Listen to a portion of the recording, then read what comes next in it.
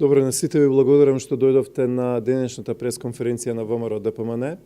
Оваа пресконференција е во врска со понудениот закон за амнестија од страна на владата на СДСМ и Зоран Заев. Има повеќе работи кои што треба да се кажат. Прво, почитувани присутни, владата на Зоран Заев апсолутно не излезе со никаква анализа што ќе значи амнестијата која што тие ја предлагаат и дали тоа и како ќе се одрази на безбедноста во населбите, улиците, градовите и општините во Република Македонија. Почитувани присутни, имаме ситуација во која што немаме податок колку лица кои што се обвинети и осудени за дилање, односно дистрибуирање на дрога, ќе бидат пуштени. Нема податок колку лица ќе бидат ослободени кои што се осудени за тешки кражби и нанесување на тешки телесни повреди. Јас ќе ви прочитам неколку од делата кои што се опфатени со оваа амнестија која што ни ја предлага владата. Значи, почитувани присутни, ова се делата за кои што предвидува амнестија владата на Зоран Заев и СДСМ. Амнестија ќе биде дадена за убиство на дете при пораѓање, убиство од небрежност, убиство на миг. Понатаму, тешка телесна повреда, учество од тепачка. Понатаму, загрозување со опасно орудие при тепачка или караница, излагање на опасност.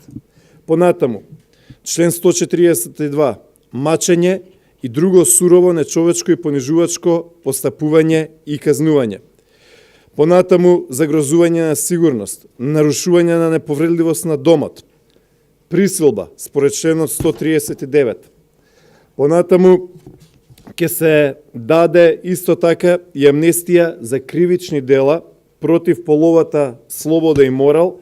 Конкретно, ќе се даде амнестија за сите дела кои што се покриени со членот 192, а тоа е подведување и овозможување на полови дејства, односно се амнестираат лица кои што подведувале други лица за проституција.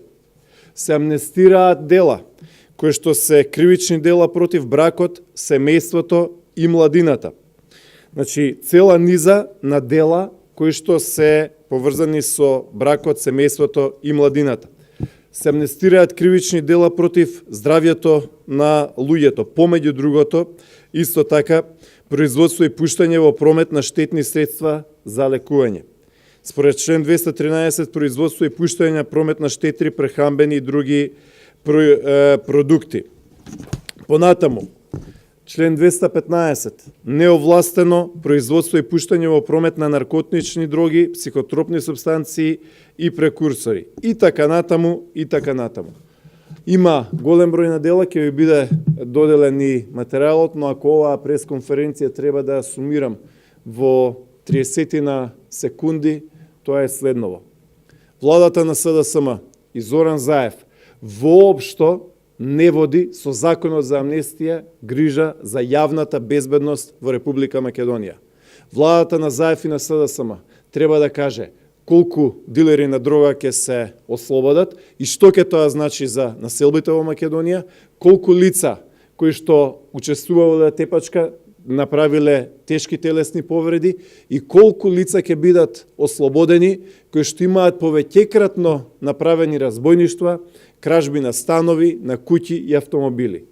На тој начин, јавната безбедност на граѓаните на Република Македонија сериозно се доведува во опасност. Тоа е тоа кое што го имаме на оваа пресконференција.